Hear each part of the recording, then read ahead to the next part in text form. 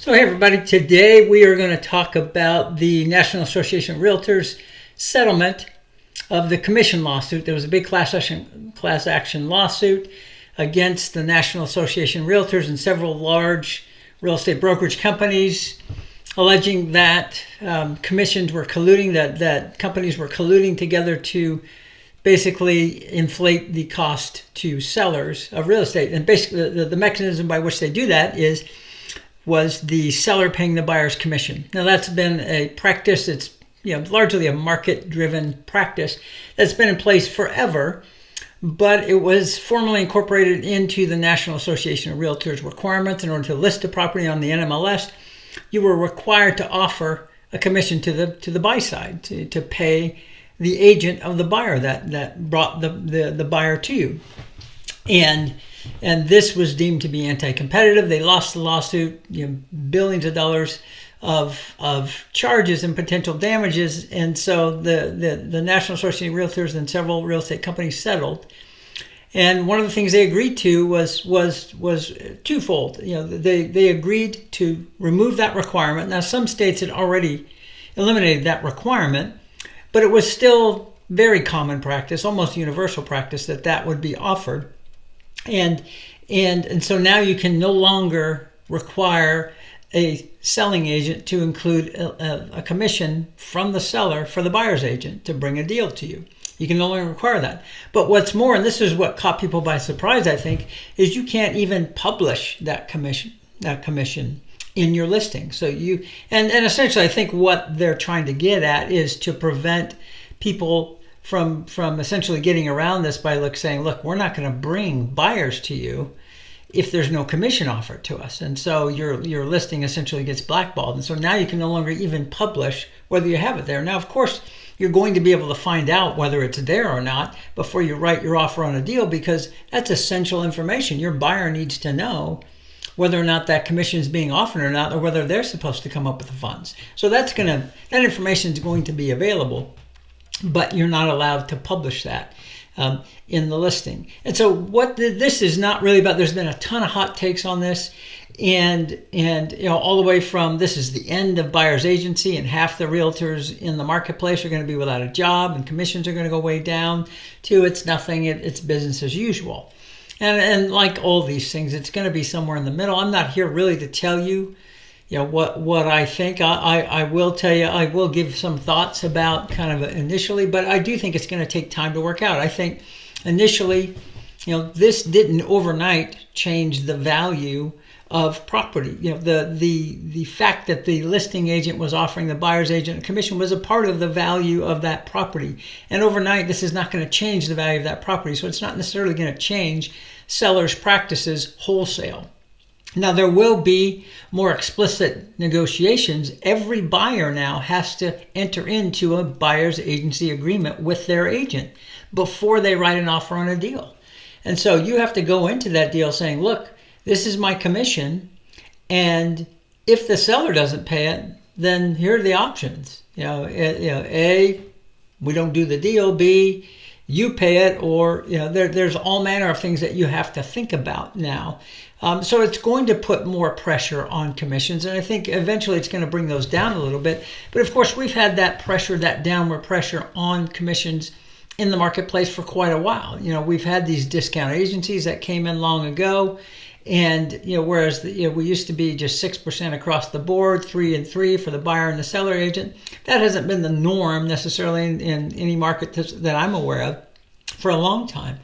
And so it's still going to be generally buyer's agents are going to get compensated, seller's agents are going to get compensated, but there's going to be some downward pressure on that over time. But I think right now it's not going to radically change wholesale.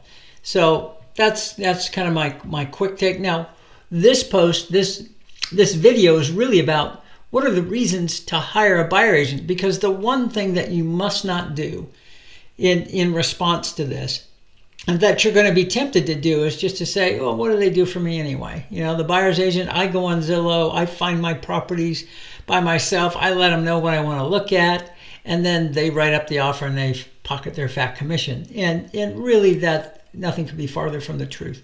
And so I really want to use this time to to explain what I think very good reasons, very compelling reasons to hire a buyer's agent, and whether or not you have to pay for them or not. And like I said, I don't think wholesale we're going to see sellers stop doing that.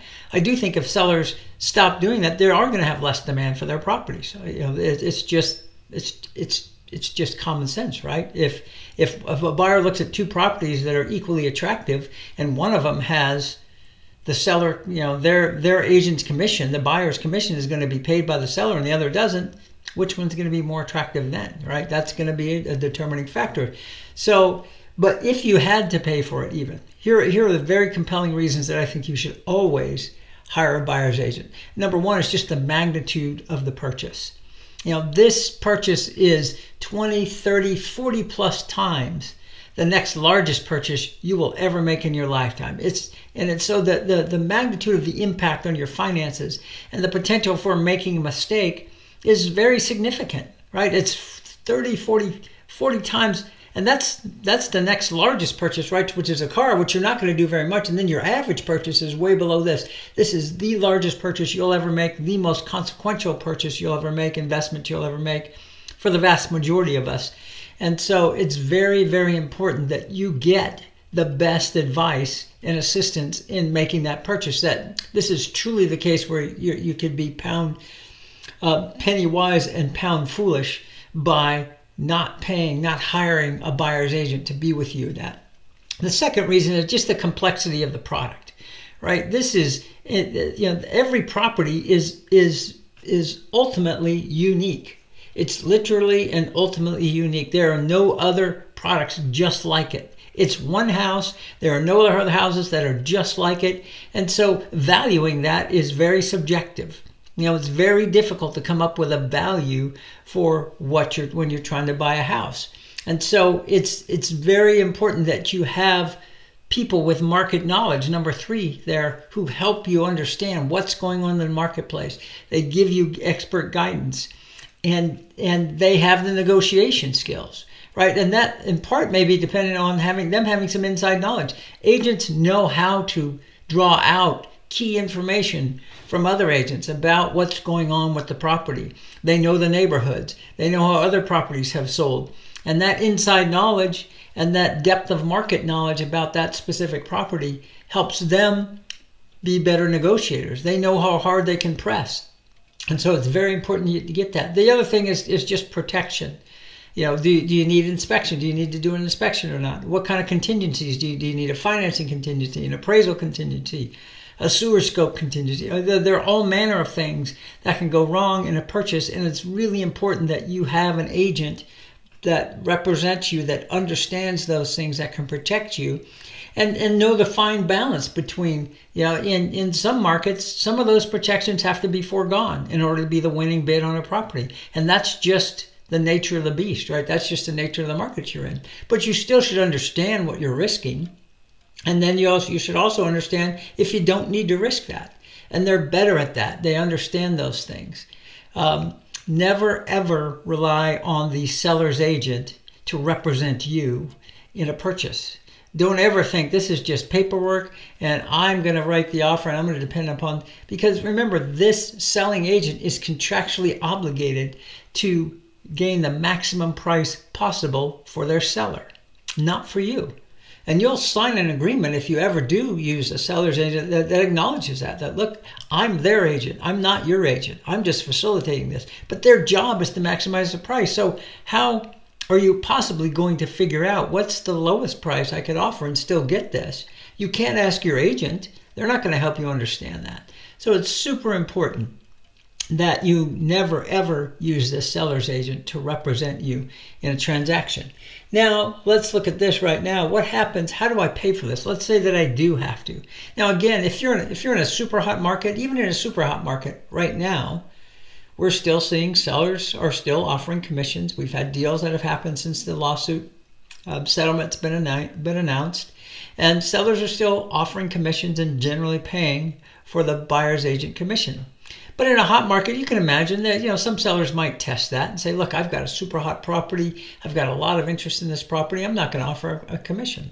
And what if they hold fast to that and you still want that deal? How do you pay for that? What I've got here is just two scenarios.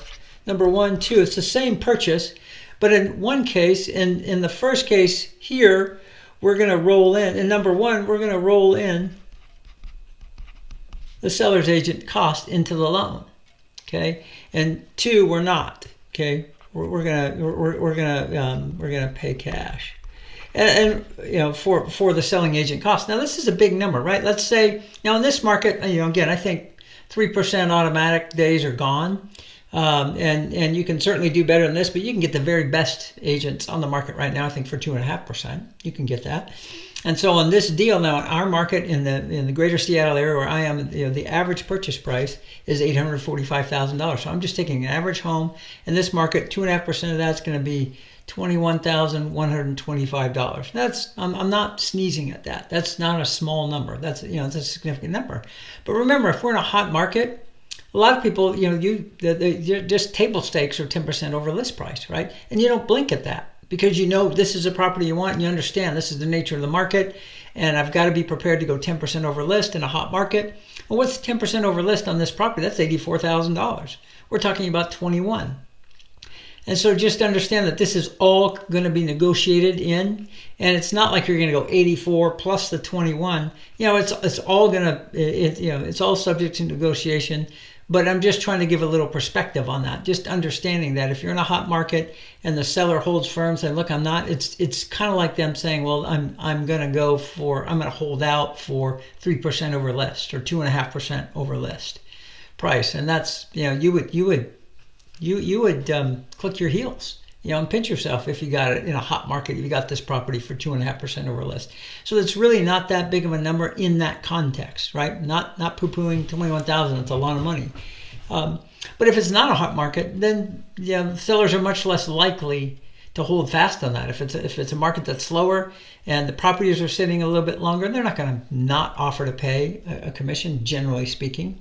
And so, but let's say, we're in this market, it's a hot market, and you have to pay it on your own. What I'm illustrating here is just, okay, what happens? What's the difference? Either you can bring an extra $21,000, pay your realtor that way, or you can roll it in. And here's what I'm saying here is, in this case, we were going to put 20% down. We got to make some assumptions, right? We're going to put 20% down, but we put 20% down.